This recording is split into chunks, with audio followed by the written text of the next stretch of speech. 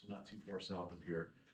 And I thought I would just tell you some of the stuff that we're up to and some of the things we're working on, because it is most of my diving lately, because of COVID, has been Southern California. And I'm going to talk about some of the new wrecks that we have found.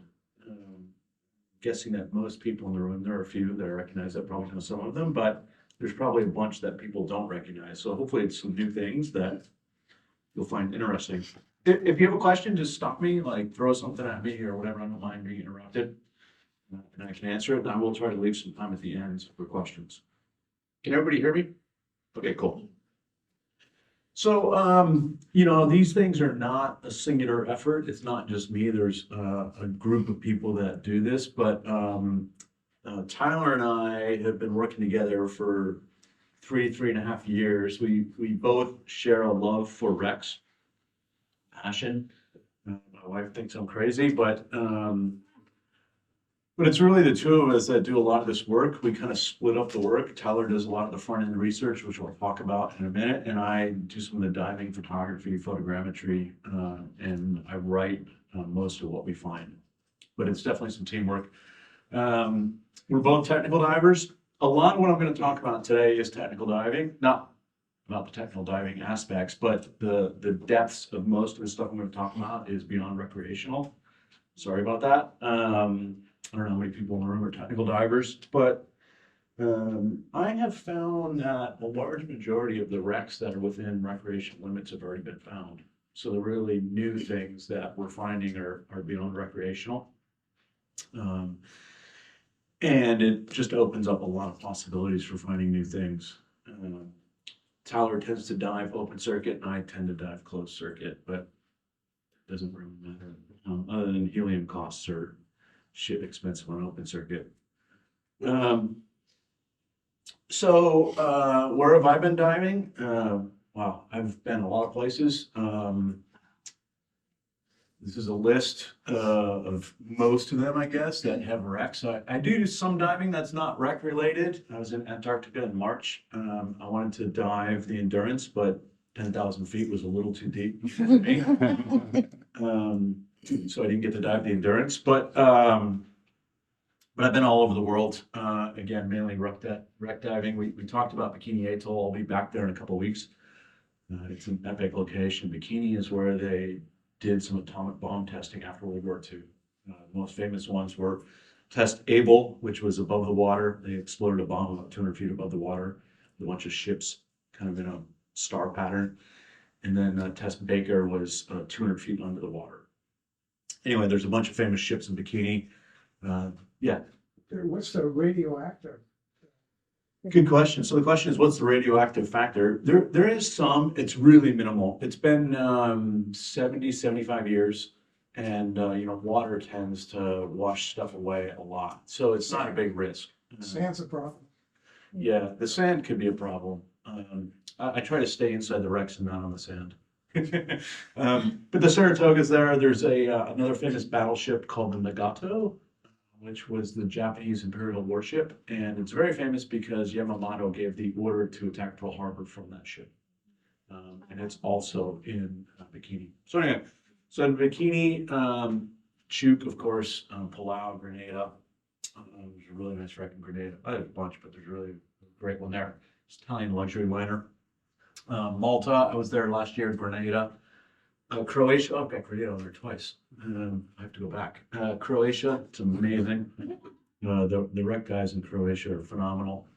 Caymans, Hawaii, Florida, Great Lakes, California.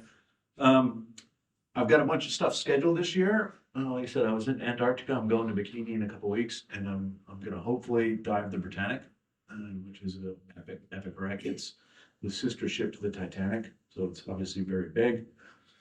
It's off of Greece. And then I'm going to the Solomon Islands, Iron Bottom Sound in February next year. And then I'm going to head to Gulen, Norway in fall of 2024. I tend to plan my trips months and months and years in advance, just because you have to. This actually, that picture is the propeller from a PBM Mariner. And I don't see the guy in the room who found it. Steve Lawson found that wreck of California Wreck Divers. I had the opportunity to dive it last year. Okay, So the question is like, do we really have that many wrecks in Southern California? I mean, people might know of the Valiant, which is over Catalina. Maybe you've heard of UB-88, which is the World War One German submarine off Long Beach, literally right out there. But do people think of California as a wreck diving like locale? Probably not, right? And that's what I find really interesting. I mean, people think wrecks, they think Chuuk, or they think bikini, places like that. But I can tell you that these are the wrecks that I have personally dove in the past 3 years off Southern California. And there's at least another 30 that I'm aware of past that. Those are just the ones I've been on. And I've documented on my website and posted pictures of. Some of them are recreational for sure. Some are beyond that into technical, but there's a massive amount of wrecks in Southern California that most people don't even know about, which is kind of why I think it's cool to give this talk, because for me, it's definitely a wreck diving location. There's really two reasons for it, why I think all these wrecks are here. The first is because of the shipping and fishing industries in kind of San Pedro, which is where I grew up, in Long Beach. A lot of those ships you see on there are kind of fishing vessels. And then also the military, for sure. Those are the airplanes I've been on in the past 3 years. So my estimate, between shipwrecks and airplane wrecks, I haven't actually sat down and counted them. My estimate is there's probably over 100 wrecks in Southern California. 100. I think you'd be pretty hard pressed to find another location anywhere in the world that has 100 wrecks. Even if you go to Chuuk. I mean, Chuuk has a bunch of stuff they still haven't discovered for sure. But there's probably 60 wrecks in Chuuk. It's pretty amazing, right? When you think about that. And the other thing that I'll tell you is the variety of airplane wrecks in particular is unparalleled. I don't know of another location on the planet, and again, I've been in a lot of places. I don't know another location anywhere in the world that has the variety and types of airplanes that we have in Southern California. And again, a lot of that is because of the Navy down in San Diego. The airplane, the wartime airplane industry was pretty much built here in Southern California between El Segundo and McDonnell Douglas and all those guys. So they were always flying test planes and doing all kinds of stuff. It's a massive amount. The ones on the top left are the ones that Tyler and I have found, and for the most part identified. We haven't identified everything yet that we found, but most things we have. Okay, so why do I like wreck diving? I saw Drew, he's not here, but I saw him up on the floor as I was checking in. All those photos are of me. They're by Drew Wilson, who's an amazing photographer. So I like wreck diving because there's really no end to the nooks and crannies. I get that exists on a reef, but it's basically an artificial reef, and there's all kinds of stuff you can find in wrecks. And I'll be really clear on this. I take nothing in this. Absolutely zero. I don't have a single porthole. I don't have a single anything in my house that I've taken off a wreck. I take photos and build photogrammetry, but I don't take stuff off of them. A lot of that is also because anything that's Navy property that crashed is owned by the Navy. So wrecks act as a natural habitat. Lauren and I were talking about my favorite, the only fish I can identify, the flying rockfish. They tend to be deeper. At least I've only seen them deeper. But wrecks are a natural habitat. You find all kinds of sea life on wrecks. And the other thing I like about wrecks is, especially the stuff we do, is you never know what you're going to find until you get there. It's always something, not always, but generally something new. And I'm a history buff. I love reading and writing about history. So for me, wrecks are fun because I get to explore new things and kind of do a bunch of detective work. And we're going to talk about some of those today. Okay, so finding and identifying wrecks, this is really what I want to talk about. Tyler and I don't have a big budget. We're not government funded. We don't have AUVs. autonomous underwater vehicles. We don't have ROVs. We don't have all kinds of crazy stuff. So we kind of have to, some people call it citizen science, I guess. We have to kind of figure things out without a big budget. My budget is basically what my wife allows me to spend on diving. So how do we do it? This is kind of simplified, but I think it will give you an idea. So we look at public bathymetry data. Cal State University in Monterey Bay a long time ago got funded to do basically bathymetry as underwater kind of mapping at its simplest sense. They did a bunch of underwater mapping throughout a good portion of the coast of California. So we look at bathymetry data, we look at people who post YouTube videos, we look at newspaper articles, we look at accident reports. I don't know if people heard, it's a shame. There was a Learjet that crashed off San Clemente Island about a week ago. It's in about 280 feet of water, and it killed 3 people. It's off the south end of San Clemente. But if you read the accident report, which I have, it gives the exact location of the wreck. So it's 280 feet deep. If you want to go dive it, you can go dive it. So there's all kinds of information. The real key is like filtering through it and trying to maybe triangulate things. So looking at an old newspaper article from the 1940s and a war report diary entry and bathymetry data and trying to coordinate and triangulate things that we want to go look at. So then what we do is we generally develop a list of things we want to go do. My list from 4 days ago. I mean, it's not making this shit up. This is what we do.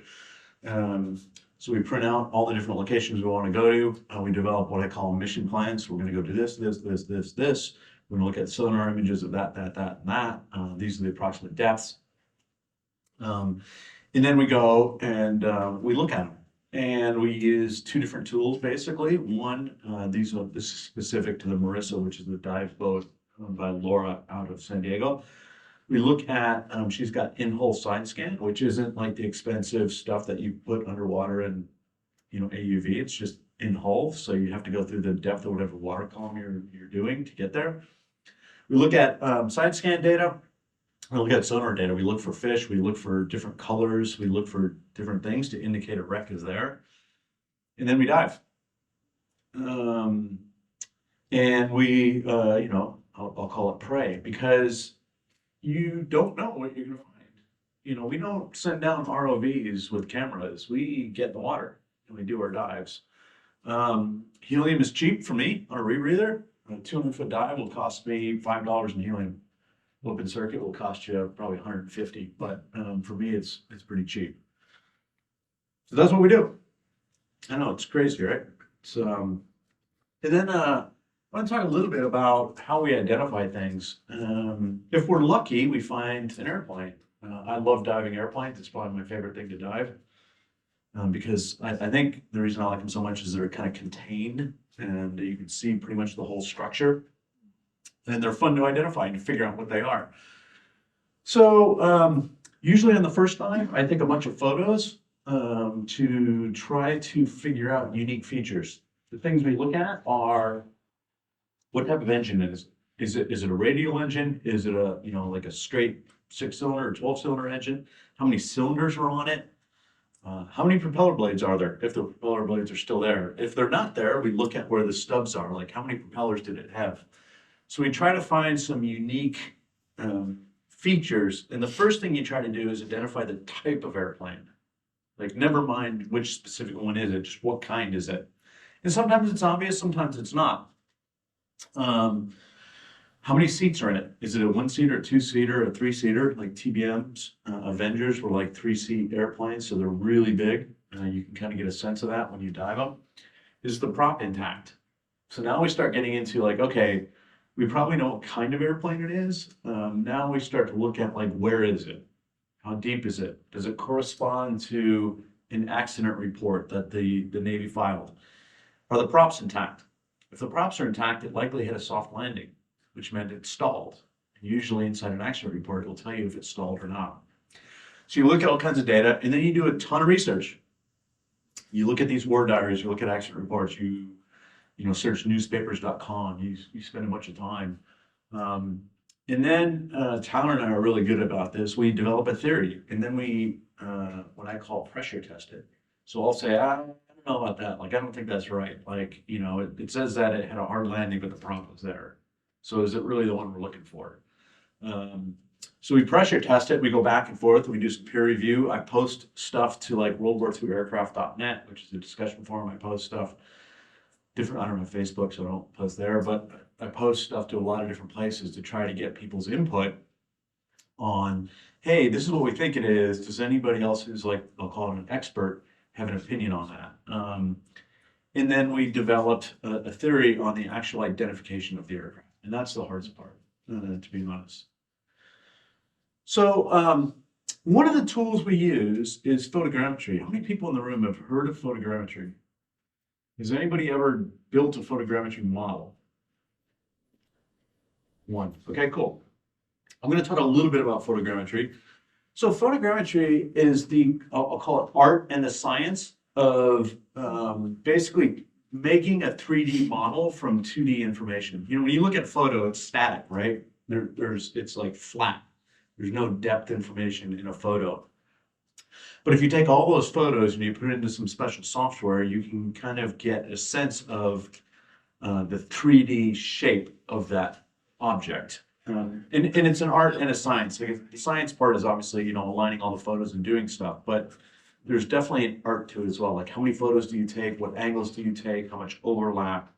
I've been doing photogrammetry for about 2.5 years now, and I've gotten reasonably good at it. So the way photogrammetry works is you take a bunch of photos, like a typical airplane for me, like a single-seater airplane, I'll show you a model in just a minute, will be 700 or 800 photos. I did the Ruby E, which some people probably dived. I think I have an example of it. That one was like 2000. I'm working on the Yukon, having some technical difficulties. I've been working on it for 9 months now, on and off. There's like 8,000 photos so far.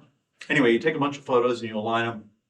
You generate what's called a depth map, and then you build a solid model from that. This is a landing craft, by the way, in Kona, Hawaii. This model was built with GoPro. So it's not like you need, a shit ton expensive amount of equipment to do photogrammetry. The software itself, like the basic model or the basic version of the software, is $149, I think. And again, these are all, these are all literally taken with a GoPro. Because I was just on vacation with my wife there, and I was like, click, click, click, click, click. And then you create what's called a texture. What's the software name? Metashape. It's by a company called Agisoft. So, one of the things that photogrammetry allows you to do is to what I call see the big picture. When you're diving, and even when you take photos, especially in California with bad viz, it's really, really hard to kind of see the big picture.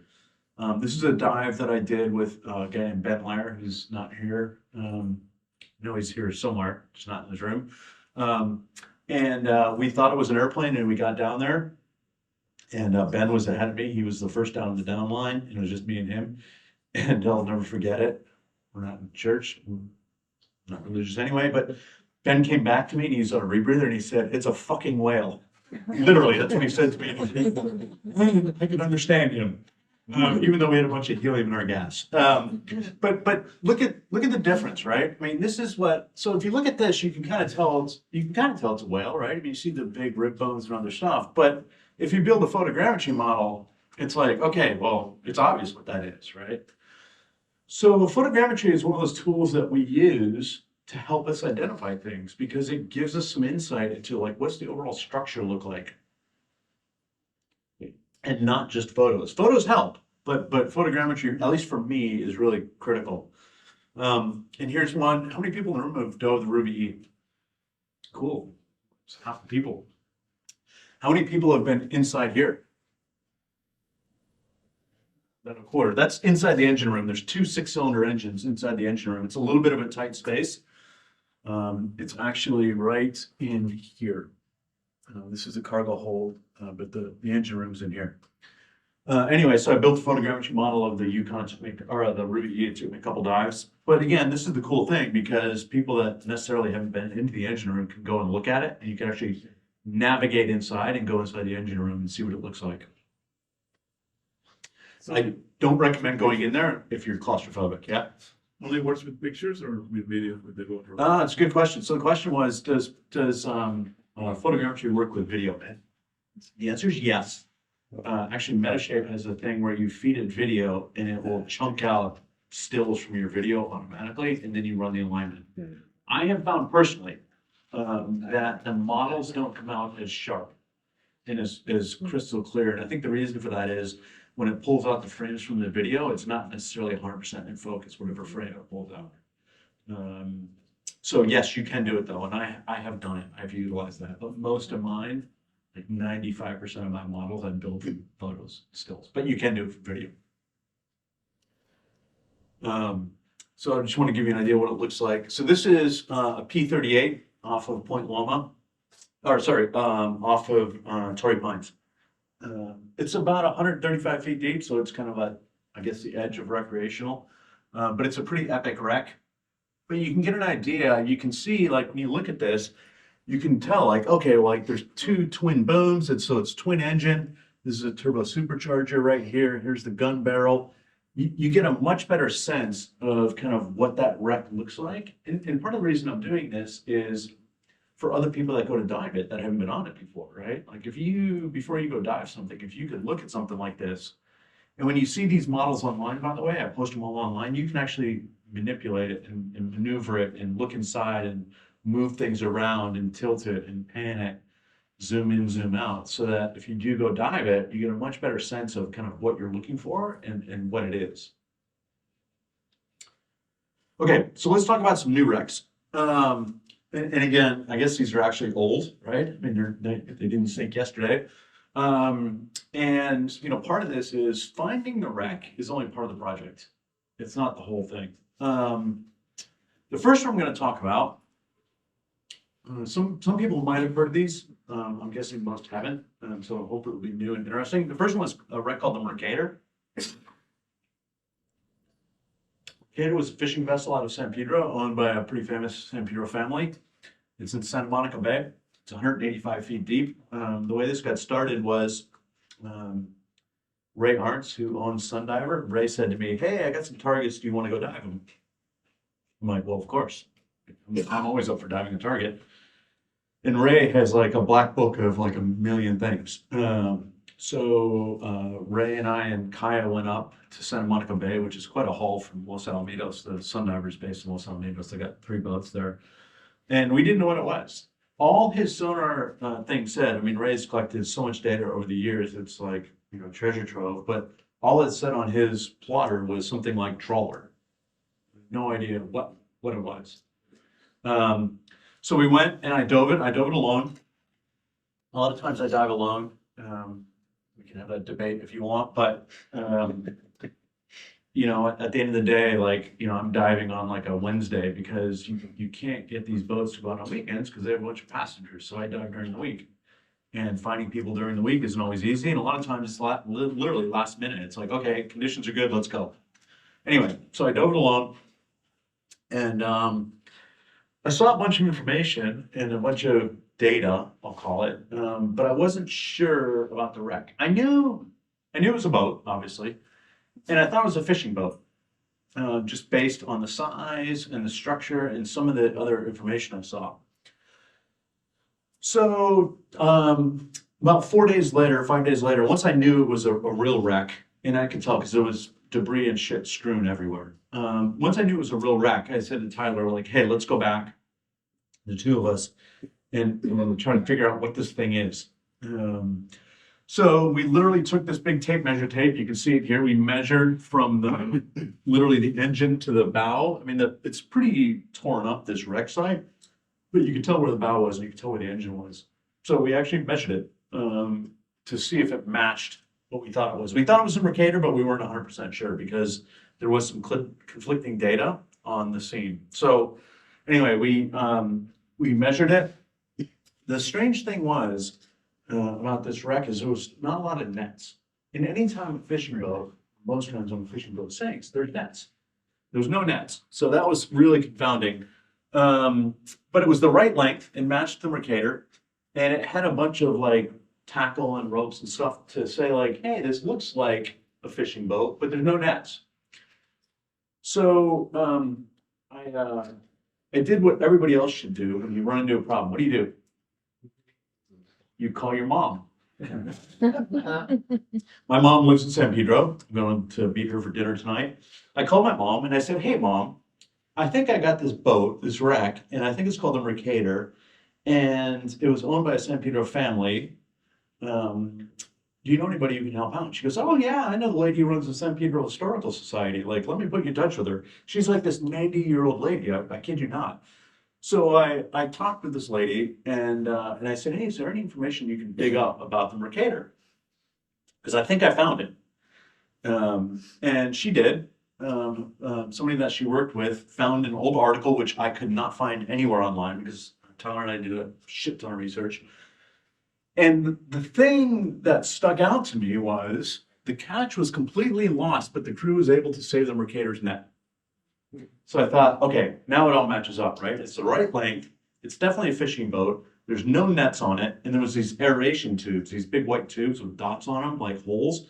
By the way, this fishing boat was fishing for live bait, like anchovies or sardines or whatever, where you need aeration tubes. So it all matched up, and I was like, okay, we found it. So anyway, that's the Mercator. The other one is the SH3 Sea King. This one was epic. We spent, between the two of us, between planning dives and diving and research and everything else, probably 100 hours working on this one.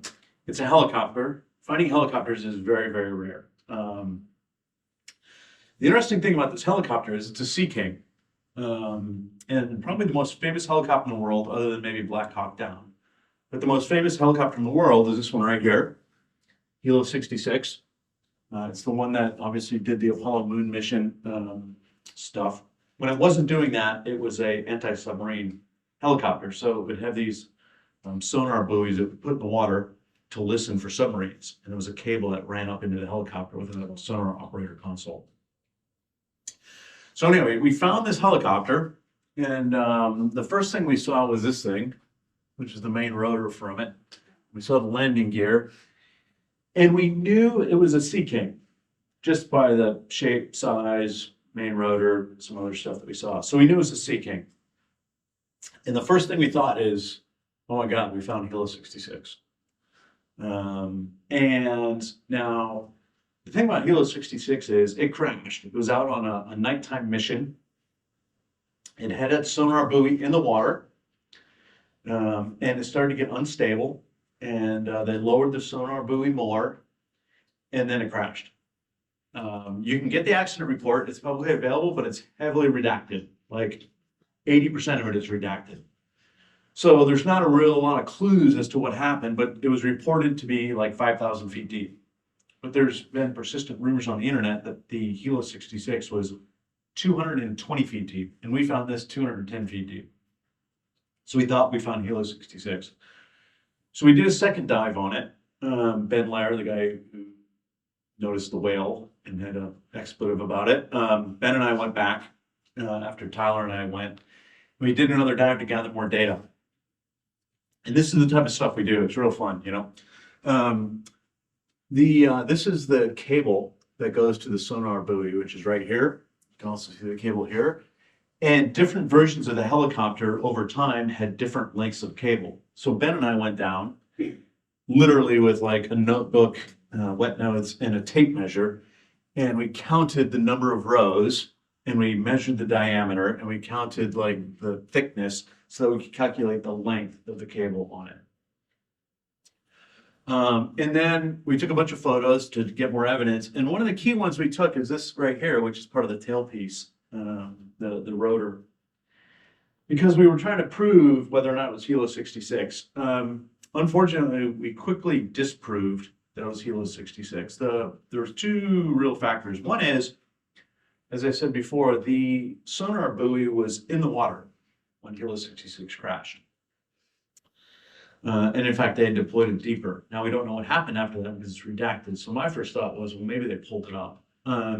But you can see in these photos, like the sonar buoy is like right next to the wreck. So if it had been deployed, 150 feet into the water, the cable wouldn't be on the reel and it'd be somewhere else. So we figured it's not. Plus, there was this other small problem, and that is, you can see this is really grainy video, I know. You can see that the tail color is white. When Hilo 66 crashed, it was gray. They changed the paint scheme after it crashed. So then we were left wondering, what is it? If it's not Hilo 66, which helicopter is it? We know it's a Sea King. By the way, just so you know, when you see the President of the United States getting on and off a helicopter outside the White House lawn, that's also a Sea King, same type of helicopter. And we saw this tail code, and you'll notice on the tail code that it's an N, pretty clearly, the first letter is N. You can't tell what the second letter is. And Tyler and I went back and forth. We had quite a few cussing matches, to be honest, about what that second letter was. That tail code identifies the carrier air group that it's part of. So again, I started posting to, helicopter forums and aircraft forums and trying to get data. And some guy said, well, if it's white, then it had to be after 1966 or 7 or whatever it was. And we couldn't tell what that tail code was. We knew it wasn't an E, because like E wouldn't have this white spot here, which is what Hilo 66 was when it crashed. So we got accident reports, we looked at it more and more, and we ended up figuring out that it was NU. You can see that white spot right above the end of that letter. Or sorry, it wasn't NU, it was NS, because a U would have been continuous black up and down. This was actually video footage that I had as backup. Like I said, I normally shoot stills, but I always have a GoPro going. So if you're doing this type of stuff, I highly recommend you always get a GoPro, put it on top of your camera, and just let it rip. Because you never know when you're not going to get a photo of something. So we ended up writing it all up.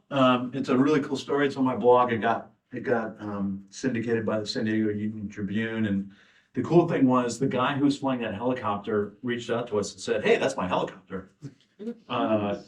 There was 3 people on it, the pilot, the co-pilot, and the sonar operator. The co-pilot died. So he said, hey, can you take me down there? I'd like to put a wreath in the water and as remembrance for him. And then we ended up getting in touch with his widow, who since remarried, but she was 3 months pregnant when he died. And they'd just been married like 6 months. So we took her down there, and 2 of the sisters of the guy who died, and their kids, so it would have been his nieces. Took about 8 people down there, and we had a remembrance and stuff. It was pretty cool. So anyway, that's Hilo 66. They also get certified, right? Yeah, they didn't dive. They didn't dive. They stayed on the boat. I think it's the only time I've ever gone to a target that I really wanted to dive and didn't dive. I stayed on the boat. So the Bearcat. This is another one we found. And, when you look at sonar stuff, you just sometimes don't know what you're going to find. And if you look at this, you just see like there's a tiny little signature. There's some fish, for sure. There's a tiny little signature that looks like slightly different in color. And so I was alone again. Again, we can debate that, whether or not you should do these dives alone, but I do it a lot. So I did the dive, and I went down, and this is what I found. It's an epic, epic wreck. I got down to the bottom of the down line, and I couldn't see anything. I mean, it's deep and it's pretty dark. Actually, that photo on the left is pretty much mostly natural light. And so I sat there for a minute. I saw fish come and see me, and then I followed the fish to the wreck, literally. And there it was. You can see the bent propellers. This was a key clue right here. This is at the root of the wing, which is an air intake. And you can see it's a single seater. So we ended up identifying it as a Bearcat. And then one of the things, going back to photogrammetry, one of the things we did is I built an initial photogrammetry model of it, and to kind of get a data point on whether or not it was a Bearcat, I measured the photogrammetry model. Now I don't have scales in my photogrammetry model, but I can tell you that the ratios are going to be very exact. Like I might not know the exact distance, but I can tell you the ratio. So if I measure the wingspan to the length, whatever that is in real feet, it doesn't matter because that ratio is going to be the same. And the ratio is pretty much exactly the same as a Bearcat. Again, it doesn't prove that it's a Bearcat, but if you look at the evidence, single seater, big engine, right length width ratio, those air intakes, it's pretty clear it's a Bearcat. We ended up identifying the version of Bearcat so we could identify it. But that's what the photogrammetry model looks like. I actually submitted this one to the Underwater Photographer of the Year last year, and it won for the rec category. As far as I know, and I'm pretty sure this is right, it's the first time and the only time that a photogrammetry model has won the Underwater Photographer of the Year contest. Most times, obviously, it's a photograph and not a photogrammetry model. So I thought I'd, again, just show you quickly what it looks like. It's probably one of my favorite wrecks ever to dive. I ended up going back right before the Underwater Photography of the Year contest closed because I knew I needed more photos to build what we call a real model, like a good one. So I took another guy with me, Drew Wilson, who again I saw on the show floor earlier. Drew and I spent about 25 minutes on the wreck. I took about 700 photos, and we had, I don't know, an hour and a half of decompression to do. That's the Bearcat. Yes. How do you get the lighting? I use video lights when I take my photos. I use flashes when I'm taking stills, but if I'm taking photogrammetry photos where I'm going to take like 800 photos or 1,000, I use video lights. The ones I use are Kelvin. They're unbelievable good lights. Expensive as shit, but they're good. Okay, the P38. Want to make sure I stay on time here. So this started with Tyler, who saw this little thing in the bathymetry data. And it's way up at the Solana Beach. So it was a long time before we could actually go dive it. We'd been looking at it. And another, I don't see Steve in the room, Steve Lawson was up there on his boat. So we gave him the coordinates and Steve went and looked at it and came back and said, it's an airplane, it's a real one. We had some brief video of it. And so Tyler and I arranged to go up and dive it on the Marissa. But that's what you see. You see little stuff on a bathymetry plot and you go like, that might be worth checking out. And maybe it is, maybe it isn't. So we went and checked it out. And this is what we saw. That's Tyler up in the upper right by one of the engines. This thing in the middle is a landing gear. You can kind of see the shape. I've kind of outlined the shape. These are oil coolers, twin oil coolers at the back of the engine. This is an Allison V10 engine. You can actually count the cylinders if you want. These are the ammo cartridges where they held the ammo for the guns in the nose. But again, that's a natural light photo from above. This is at 180 feet. So, sometimes in California we get epic visibility. Sometimes it's 0. Sometimes it's like 50 feet like this. So this one was pretty easy to identify because it's obvious it's P38, right? It's got twin booms. I mean, it's most people would look at it and go, yeah, it's a P38. And it's in Solana Beach where there's not a lot of P38s. So we were able to identify it pretty quickly. And I built a photogrammetry model of it. The guy who crashed this, it was actually the 3rd crash for this specific airplane. Believe it or not, the guy who crashed it, Stephen Endress, lived to be 96 years old. He's a World War II vet. And he got the Purple Heart in World War II. So a pretty accomplished guy for sure. That's the other thing I love, is just, the history behind this stuff. Then I think the last one I'll talk about is what we call full stall landing. Again, this is a little side scan image of what we were looking at, and you can see on the sonar there's obviously something there. I mean, it's pretty obvious. So we went and dove this one. This was a tricky one. It was pretty easy to find. I'll call it relatively easy to find, but it was not easy to identify. You can see it's a radial engine right here. You can again start to count the cylinders. This is a 50 cal gun that was on the wing. You can tell it's a 3-bladed prop. This is a break in the wing. That's generally, you see that when the wings fold because they go on aircraft carriers. So it's probably an aircraft carrier type airplane. And I built an initial model. The Viz, I dove it twice. And the Viz on each dive was like 5 to 10 feet, so it wasn't very good. So we had to figure out what it was, and we had this data. Again, we knew it was a 14-cylinder engine, so that narrows it to like 4 types of airplanes. We knew the prop was straight, so we knew that it had a pretty soft landing. We knew the prop had 3 blades, and we knew the shape was kind of what they call an elliptical shaped prop. The big thing for me was it had 2 oil coolers, one on the port and one on the starboard side. And we knew it had armament on the wing. So again, I posted a World War II aircraft. I had built that initial model, and we ended up determining that it was a TBF, which is an Avenger. Avengers are both TVF and TBM, depending on the manufacturer. And then I went back again with Drew, because I wanted to build a better photogrammetry model. I was hoping for a good viz day. This was actually a couple months ago, maybe a month and a half. And we had just epic visibility. I mean, it was 50 feet of viz.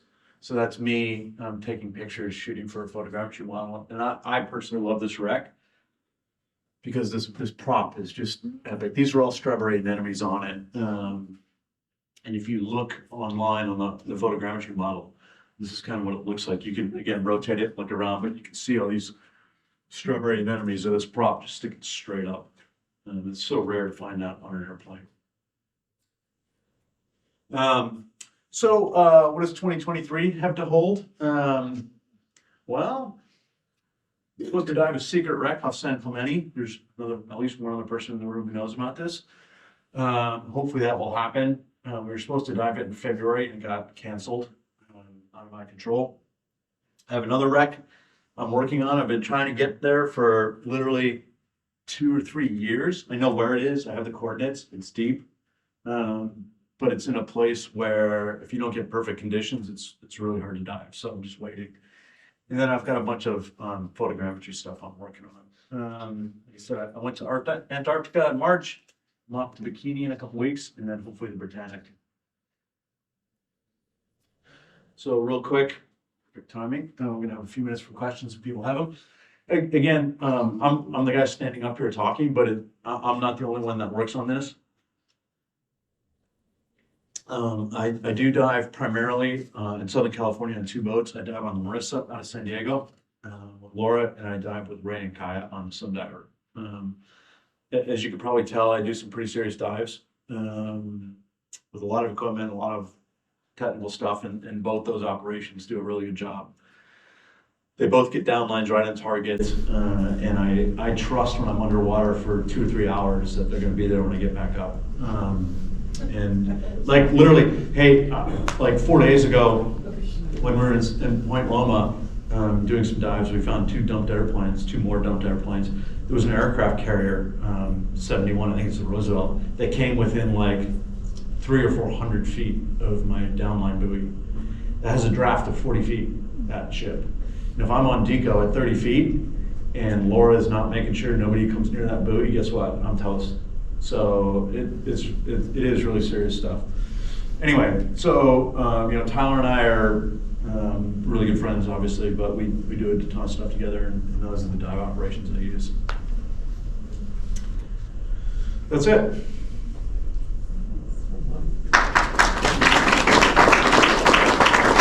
Is everybody in the room ready to go wreck diving now? Any questions? We've got a few minutes, I think. Yeah. Do you teach wreck diving by any chance? The question is, do I teach wreck diving? I do not. I can give you references for people who do. I don't teach. I don't know that I have the right personality to teach. I'm just being honest and transparent. Like I don't have a lot of patience, but I know people who do. So if you come up afterwards, I'll give you names of people that are actually here at the show that you can go talk to that I do a lot of really serious diving with that I trust. Oh, go ahead. So the San Clemente dive, would you be the chances of hitting live ammo? If we do the San Clemente dive in July, will we hit live ammo? No, not at that site. There is live ammo. Actually, off Point Loma, I haven't published anything about it, but we ran into a torpedo. There's a ton of what we call UXL, unexploded ordnance, off Point Loma. Right. So it's a risk. I mean, I tend to give those things a pretty big radius. Like, I don't get too close to them. But the San Clemente, or the San Clemente wreck won't have life ammo on it. Just hit it with a hammer, you won't feel a thing. Yeah, exactly, yeah. Yeah, your question. There's a luxury cruise liner wreck, starts with a C, I think, that was in the 1900s, I think maybe 60s and 70s, that sank. They call it like one of the most dangerous recreational or tech dives that you could do. Have you, Crescentia? There's an Italian luxury liner off of Grenada that I have done, and I'm trying to remember the name of it. It's not coming to mind. I've done it. Bianca C? The Bianca C. Yeah, thank you very much. That's an Italian luxury liner. It's And then people getting like porcelain plates from it, all this fancy. yeah. There's a bunch of stuff there. They encourage people not to take it. I've been on it 2 or 3 times. It's not what I would call a dangerous wreck. The coolest part of the Bianca C is in the stern section. There's a pool, and you can see tiles. Like if you go there, like you can see the tiles where the pool was. There is penetration. I have gone inside the Bianca C, and I think I found a way to get to the engine room. I need to go back to explore it further, but I did see some corridors that I thought led there. But for the most part, the Bianca C isn't terribly dangerous, at least in my opinion. It's deepish. I mean, the top of it is probably 100 feet or so, 110 feet, and the bottom is probably 150, something like that. So it's all relative. Yeah. What's your personal limits and stuff? Where do you draw the line where you actually like say, well, this is just too deep, too far, not enough down, bottom time? Where do you like So to what are my draw the personal line? limits? I can tell you that, without telling the whole story, I can tell you that I've been trapped inside a wreck, and I did a 5.5 hour dive. The Britannic is probably the deepest I will plan to go. It's 400 feet to the sand. And I'm going with Ben and Justin, 2 guys that I massively trust.